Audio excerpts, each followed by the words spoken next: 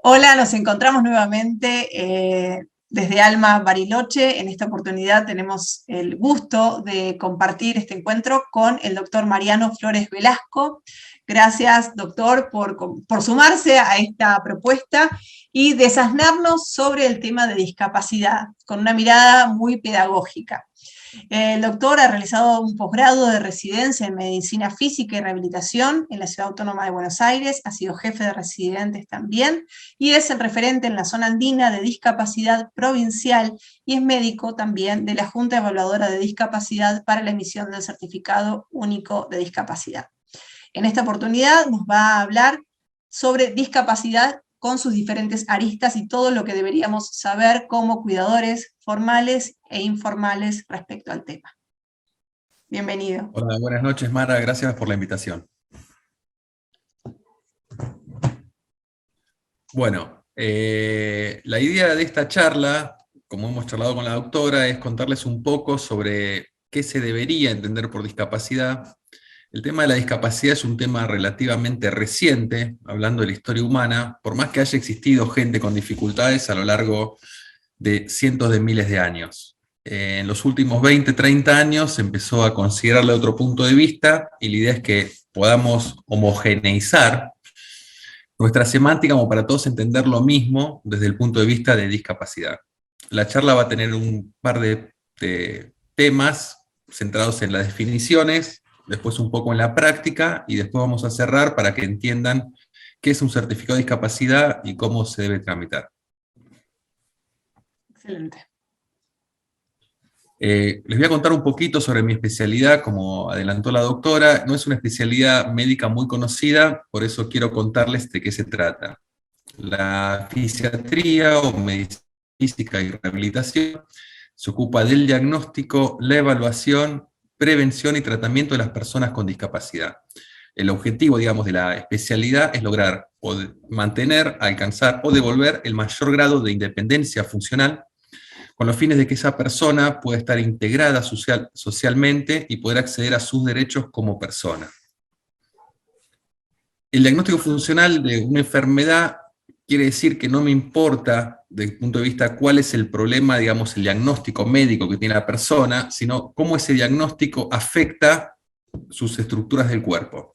En base a esta afectación, la idea es ver cuál es la limitación que le produce a la persona y cómo poder tratar de disminuirla para mejorar su participación social. Entonces se hace una evaluación de las estructuras comprometidas, se evalúa la limitación de la función que ésta produce y se evalúa cuál es la restricción. Utilizando estas tres herramientas de evaluación, se establecen los tratamientos para lograr una mejoría del cuadro, que muchas veces se acompaña con dolor, también aliviar el dolor y maximizar la función con el objetivo de la inclusión social. La rehabilitación muchas veces la gente la simplifica, pero no es solamente ir a kinesiología o solamente hacer un tratamiento específico o un medicamento, sino que es un conjunto de intervenciones diseñadas para optimizar el funcionamiento de la persona, optimizar su autonomía y lograr la inclusión social. Las condiciones de salud a las que atendemos, en el caso de los fisiatras, somos parecidos, si se quiere, a un médico generalista. Atendemos chicos desde la etapa neonatal hasta adultos mayores, ya sea que tengan alguna dificultad aguda o crónica. La idea es abarcar los tres planos que involucra la salud, tanto el plano físico como el plano mental y, por último, el plano social. Quiero resumir un poco sobre qué es la salud también acá, que la salud implica las tres cosas, ¿sí? Algo que se conoce como la Organización Mundial de la Salud ha buscado una definición no necesariamente real, es una utopía, pero la idea es apuntar a esa definición, que sería el completo bienestar físico, mental y social. ¿Qué es la discapacidad? Es muy importante para mí, digamos, que tengan en claro que no es una cosa aislada, sino que es una cosa bastante más frecuente de lo que la mayoría de las personas tienen noción. En el caso de la Argentina, 1 de cada 4 hogares convive con una persona con discapacidad. A nivel mundial se considera que entre un 10 y un 15%, dependiendo del país, existen personas existe ese porcentaje de personas con discapacidad en la población. Actualmente se entiende por discapacidad como una consecuencia más que de la persona, de barreras medioambientales, sociales y actitudinales que, teniendo en cuenta los derechos humanos, no permiten que dichas personas, el colectivo de las personas con discapacidad, pueda participar plenamente en la sociedad.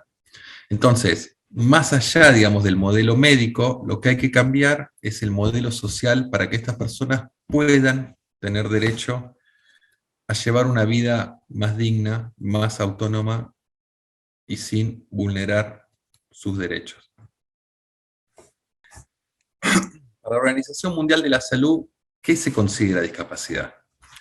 La discapacidad es el resultado de una compleja relación entre la condición de salud del individuo, sus factores personales, en relación con los factores externos, que representan las circunstancias en que vive dicho individuo. Las personas con discapacidad incluyen el colectivo de individuos que tengan diferencias. Antes se conocían como tipos de discapacidad, hoy por hoy se habla de diferentes causas que pueden impedir su participación plena y efectiva en la sociedad, en igualdad de condiciones con el resto de las personas. Cuando se evalúa lo que es el certificado único de discapacidad, se tienen en cuenta 6 tipos de deficiencias, que se agrupan en auditivas, mentales, intelectuales, viscerales, visuales y motoras. Yo quería traer un poco acá a colación para que hablamos de persona con discapacidad, ¿qué consideramos una persona? Depende, digamos, del punto de vista que se lo analice, filosófico, psicológico, biológico, médico. Una persona es un individuo de la especie humana. Cada persona tiene su singularidad como individuo, que eso genera lo que se conoce como identidad propia. Como sociedad no podemos permitir que la diversidad sea una causa de estigmatización, que tenemos que poder ver, apreciar y aceptarnos cada uno de nosotros como persona. Esto me parece interesante. Cuando yo hice la carrera de medicina, no existían las personas con discapacidad. Es increíble pensar en eso, ¿no? Para que tengan una idea, digamos, las personas con discapacidad se empezaron a conocer como personas con discapacidad no hace ni siquiera 20 años. Existieron a lo largo de la historia siempre personas con alguna dificultad para integrarse o para ser autónoma, y los modelos que se los consideró del principio de la historia y la prehistoria hasta ahora fueron cambiando. Para que se hagan una idea, desde que existe el ser humano sobre el planeta hasta hace solamente 200, 300 años atrás, existía un modelo en el cual se consideraba que la persona que tenía alguna dificultad era por una causa religiosa, una causa divina, un tema del karma, por el cual, digamos, generalmente lo que se tendía a hacer, por más que suene mal, era... ¿Cómo podemos decirlo bien? A la gente, digamos, se la tiraba por barrancos, se les aceleraba la muerte para que no sufran, se los aislaba en algún grupo. La hoguera, ¿no es cierto? Las personas... Sí. Hay un libro conocido del Malleus Maleficarum, que fue a finales del 1400, donde relata todas las personas que eran los casos claramente que hoy decimos tiene una demencia frontotemporal, con trastornos de la conducta o una esquizofrenia, por ejemplo, y se pensaba que estaban poseídos por el demonio y se los tiraba a la hoguera, ¿no? Algo totalmente impensado. Pero el Alzheimer, por ejemplo, fue descrito recién hace 120 años. Existe hace muchísimo, ¿no? Pero hace 120 años que se describe como demencia con nombre y apellido. Así que son bastante recientes todas estas terminologías. Y en el caso de personas con discapacidad, no hace ni 20 años. Claro. Increíble. Increíble. Pero bueno, como se pensaba que era una cosa religiosa o mágica o endemoniados, la sociedad elegía que no vivan. Esto fue increciendo, digamos, hasta la Segunda Guerra Mundial, en el cual, digamos, el nacionalsocialismo lo sacaba de la sociedad. O sea, toda persona que tenía alguna limitación, alguna dificultad, era directamente llevada a la cámara de gas. Algo fue cambiando, digamos, hacia fines del siglo pasado, que se llamó modelo biomédico, en el cual, digamos, se dejó de pensar que era una cosa que Dios quiso, o el karma, o alguna cosa que estaban pagando los padres al tener un hijo con discapacidad, y apareció lo que se conoció como el modelo biomédico, en el cual se buscó una causa biológica por el cual la persona tenía esa dificultad. Este modelo, digamos, fue al día de hoy, inclusive sigue estando en paralelo con el modelo actual de los derechos humanos, pero lo que tuvo de positivo fue que se consideró que se podía hacer algo para ayudar a estas personas. Empezó a aparecer el concepto de rehabilitación más hacia el siglo XX, y como te contaba recién, desde que apareció, digamos, la persona con discapacidad en 2005, 2006, 2007, en el caso de Argentina en el 2008, se empezó a hablar que era una persona y como persona tenía derechos. Entonces la persona que antes se decía el discapacitado, no claro, tenía... discapacitado, sí. No se consideraba persona, era el discapacitado. Antes Claro. se lo llamó el minusválido, el inválido, o sea, fue cambiando el término, pero no se considera persona. Recién a partir, digamos, de lo que vamos a charlar más adelante, como la Convención Internacional de los Derechos Humanos, de los derechos de las personas con discapacidad, apareció el término que eran personas primero y que aparte tenían una discapacidad. Entonces, el modelo actual, digamos, como contábamos anteriormente, es un modelo que se considera inclusivo, que la persona con discapacidad tiene derechos y puede ser parte de una sociedad. Como contábamos antes, hasta muy recientemente, se los excluía o se les quitaba directamente la vida. Realmente. Hoy por hoy lo que se apuesta es que haya inclusión social, que la persona tenga derecho a hacer una rehabilitación integral, que el entorno sea accesible para que pueda movilizarse y ser partícipe, digamos, de la sociedad en la que vive. Y todo esto, digamos, los certificados lo que han ayudado es a tener datos para poder realizar, digamos, políticas sanitarias que sean del tipo integrales, todas las áreas de la persona, la parte biológica, la parte social y la parte psíquica, e inclusivas. Me pareció interesante esta fotografía en la cual, digamos, tenemos el modelo que reinó hasta hace muy poco tiempo atrás, que era el modelo de exclusión. En un primer momento, como contábamos, digamos, se les llegaba a sacar la vida, después llegó otro momento en el cual, digamos, se los dejaba aislados, que sigue pasando. Después se progresó un poco y dijeron, no, algún derecho tienen, juntémoslos en algún lado. Generalmente los primeros casos fueron estos que hablamos de gente, digamos, con alguna deficiencia de tipo intelectual o de tipo mental, en el cual se los encerraba y pasaban sus vidas enteras institucionalizados. Eso de la segregación, ¿no? Exactamente. O sea, si el chico tiene alguna dificultad, apareció el concepto de escuela especial. Si el adulto tenía alguna dificultad, estaban los leprosarios, los manicomios, se los aislaba, no se los integraba. Hace unos 20, 30 años atrás se empezó a hablar de integrarlos, ¿sí? Que sean parte de la sociedad. Pero si le prestan atención al esquema, van a ver que están integrados, pero aislados también. Claro, claro. No se mezclaban como pares con el resto de la población. El término más reciente de los últimos 20 años es hablar de inclusión, que todavía falta mucho por recorrer, que es que toda persona tiene derecho a ser parte activa de la sociedad. Como les quería, este slide lo traje a colación de que mucha gente escucha sobre la OMS, y era contarles un poco qué quiere decir la OMS, o cuál es la función que cumple la OMS, ¿sí? La Organización Mundial de la Salud es la autoridad directiva y coordinadora de la acción sanitaria en el sistema de las Naciones Unidas. Es la responsable de desempeñar una función de liderazgo en los asuntos sanitarios mundiales, configurar la agenda de investigaciones en salud, establecer las normas, articular opciones de políticas basadas en la evidencia, prestar apoyo técnico a los países y vigilar las tendencias sanitarias.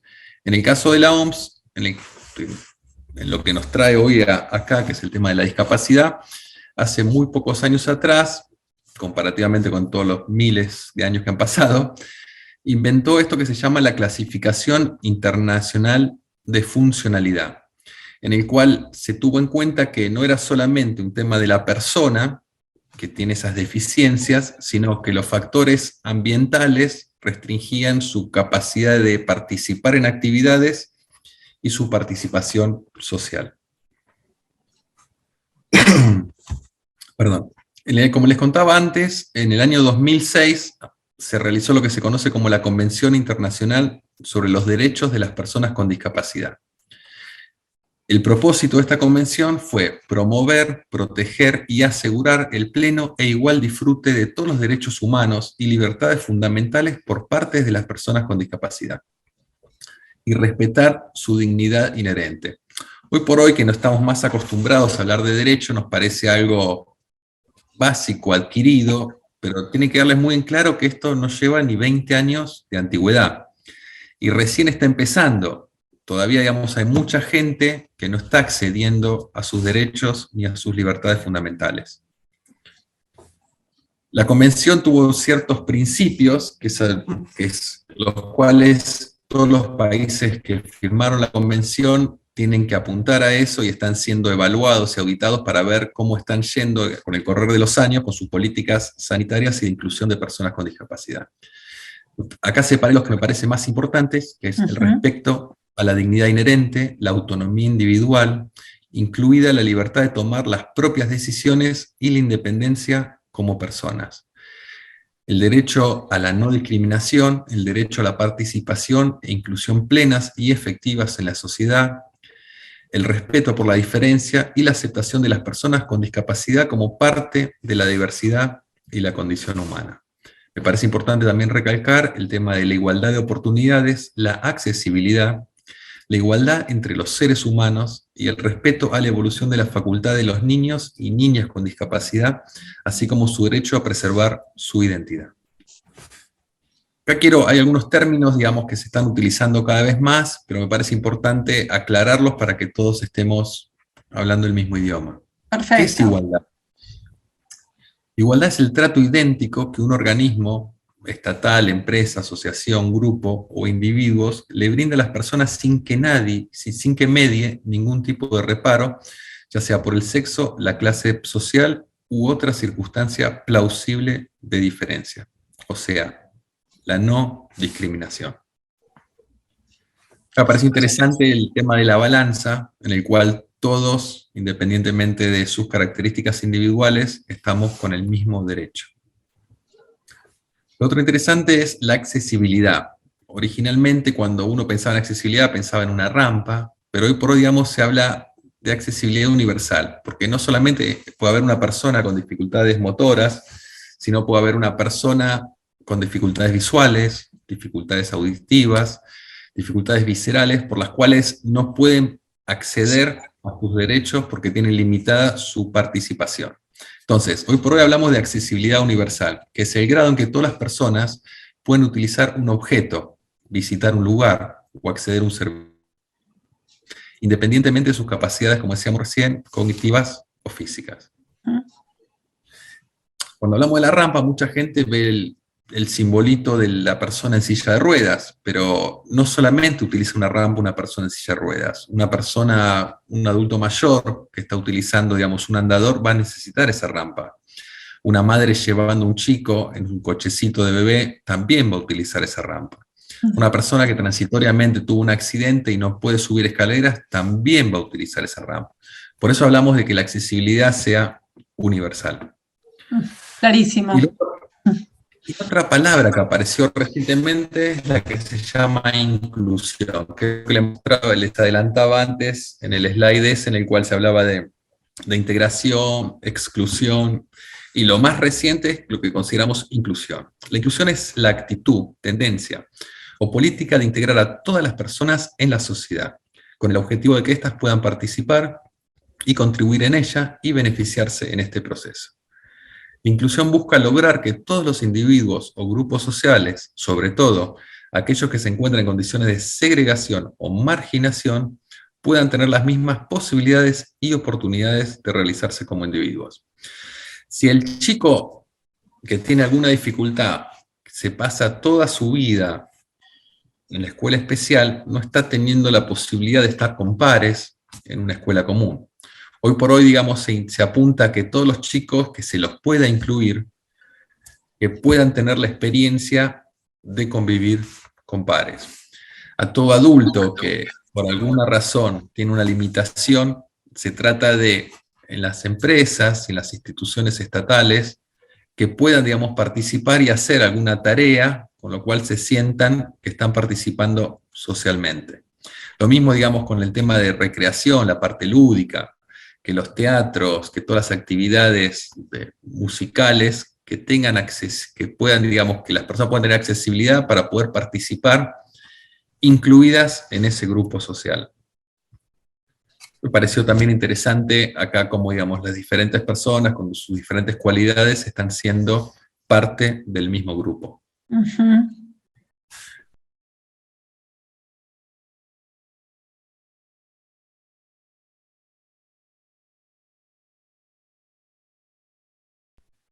Y ahora, bueno, que entendemos un poco sobre lo que es discapacidad, dónde nos estamos ubicando históricamente, temporoespacialmente, con el correr de los años, apareció algo hace unos años atrás que se llamaba certificado de discapacidad. Certificado de discapacidad lo emitían las diferentes provincias, cada una tenía sus criterios, algunas compartían cosas de la Organización Mundial de la Salud, que se llamaban en ese momento la CIDIM, que era la Clasificación Internacional de Deficiencia, Discapacidad y Minusvalía, y a fines del 2008-2009 se empezó como el DNI a pensar que puede haber un solo documento en las 24 provincias que se haga con las mismas normas, como para que independientemente si uno está en La Quiaca, en Ushuaia, en Buenos Aires, en Mendoza, que tenga la misma validez y que sea hecho con las mismas bases estandarizadas.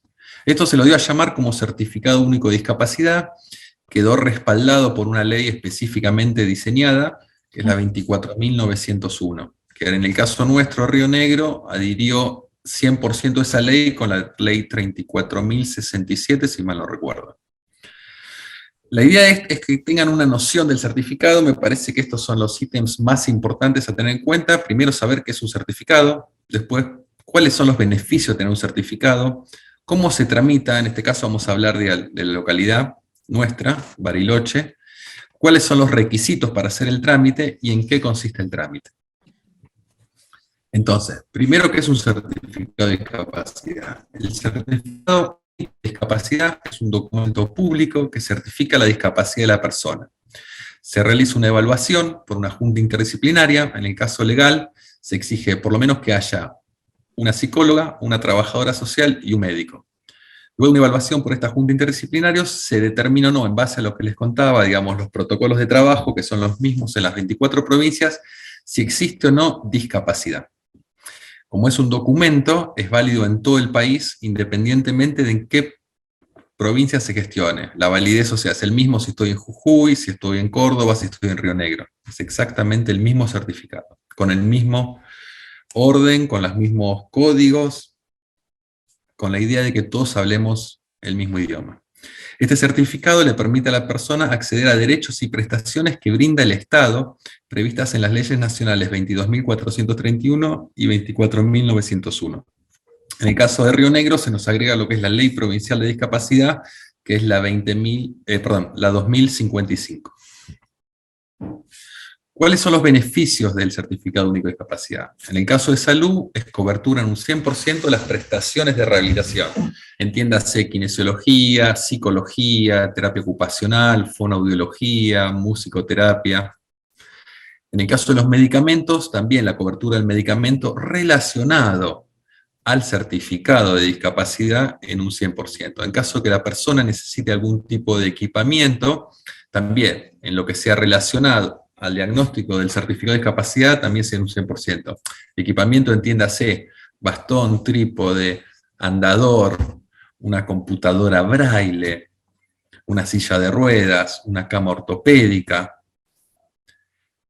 todo lo que esté relacionado, como les decía antes, con el diagnóstico del certificado. Si uno está con un resfrío, por decir algo, el amoxidal no va a ser al 100%, va a ser al 40%.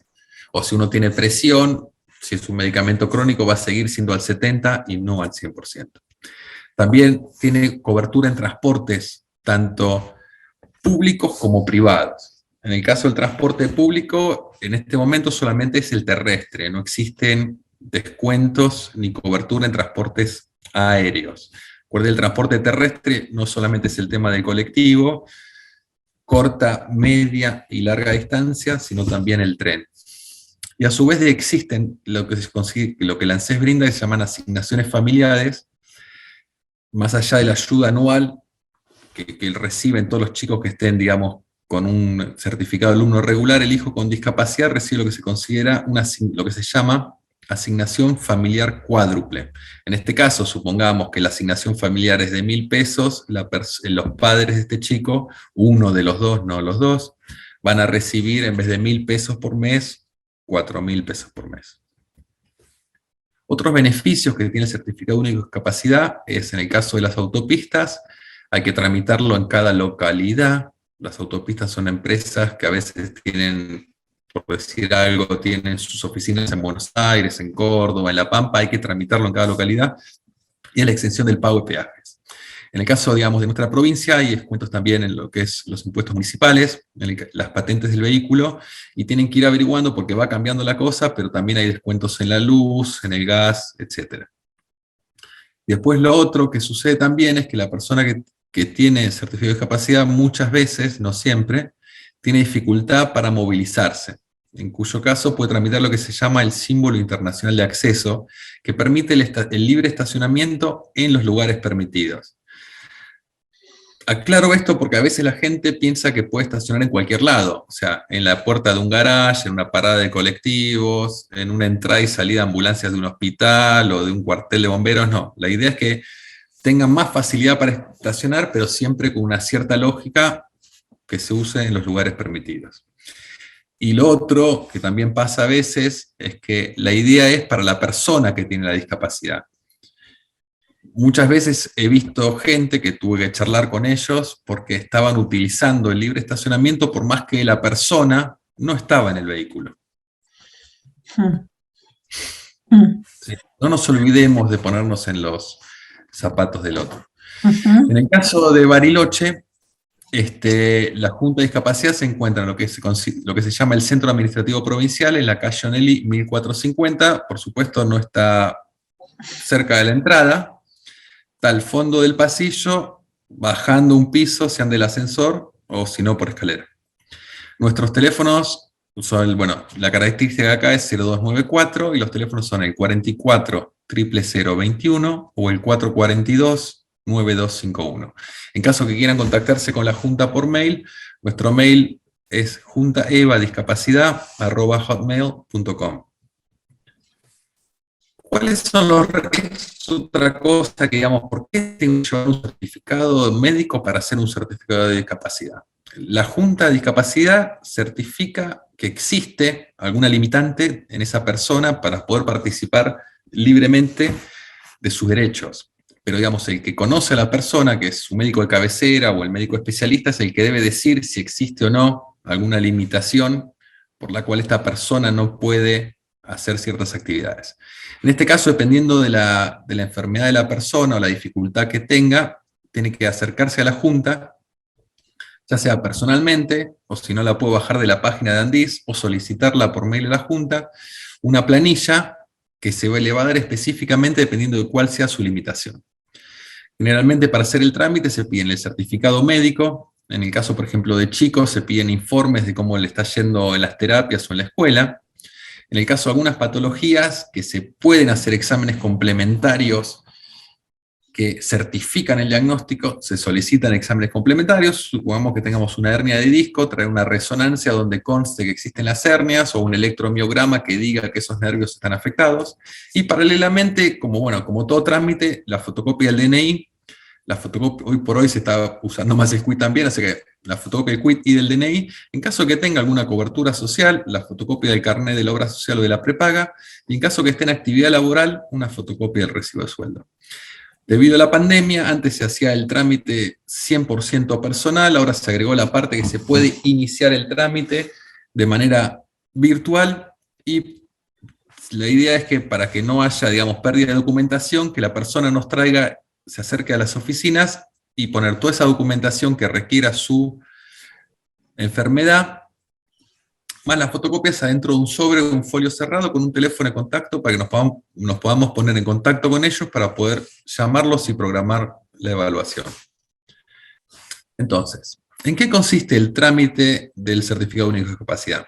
Una vez presentada la documentación solicitada en un sobre o en un folio con un número de contacto, se programa un turno para la evaluación por la Junta Interdisciplinaria, que está integrada por un psicólogo, una trabajadora social y un médico. Esta junta es avalada por una institución que se llama el ANDIS, que es la Agencia Nacional de Discapacidad.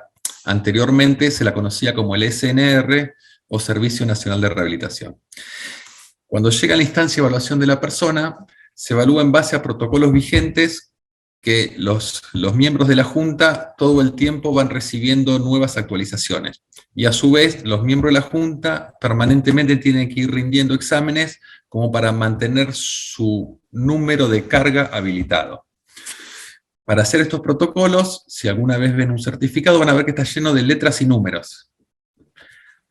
La idea del certificado de discapacidad también era, como la historia clínica, proteger un poco la intimidad de la persona y no que cualquiera que mire el certificado no sepa qué es lo que le pasa.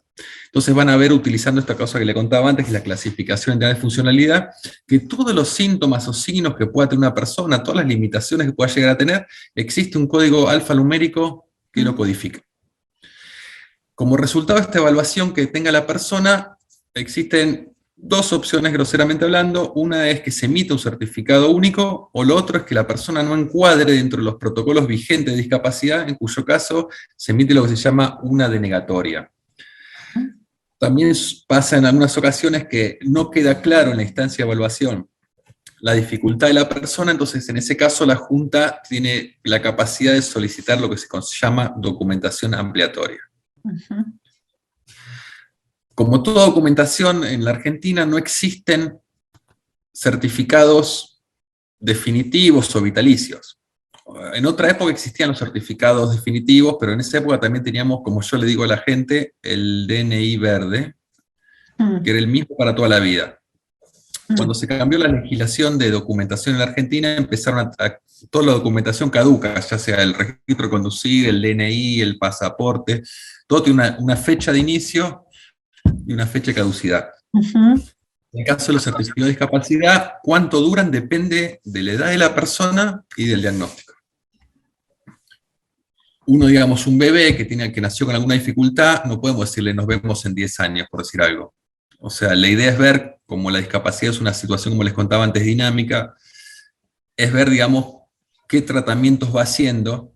El Estado de alguna manera ahí también está como cuidando a la persona, porque no es lo mismo un chico recién nacido, nos vemos en 10 años, un chico recién nacido, nos vemos el año que viene.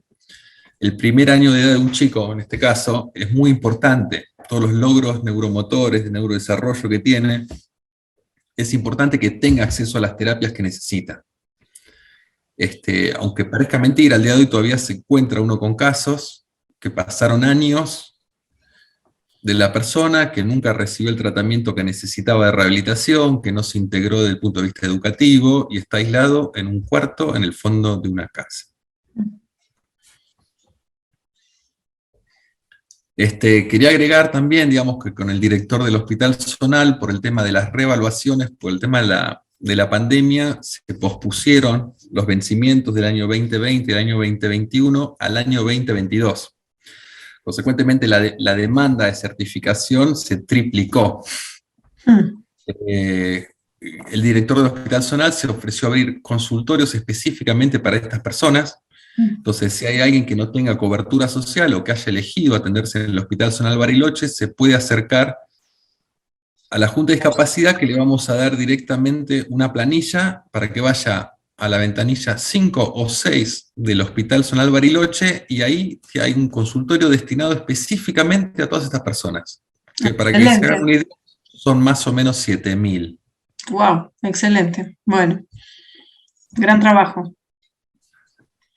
Y esta charla, resumiendo, era que entendamos que somos individuos con derechos, que tengan una noción de lo que se considera discapacidad y lo que es una persona con discapacidad, que en caso de querer tramitar por primera vez o una reevaluación del certificado único de discapacidad, que sepan lo que es, que sepan dónde se tramita y que sepan para qué sirve. Muchas gracias. Gracias, doctor. Un gusto y como siempre, bueno, lo esperamos, lo invitamos nuevamente para compartir su saber y su pedagogía muy clara. Gracias. Muchas gracias por la invitación, doctora. Esperamos que esta charla te haya sido de utilidad. Si es así, te invitamos a que la compartas y que te suscribas al canal de YouTube, así como que pases por mi página web, donde hay un blog y hay material descargable que puede llegar a ser también de utilidad. Recordá que estamos en vivo el primer miércoles de cada mes desde el Espacio de Alma, donde podemos generar un intercambio rico con diferentes profesionales de la salud.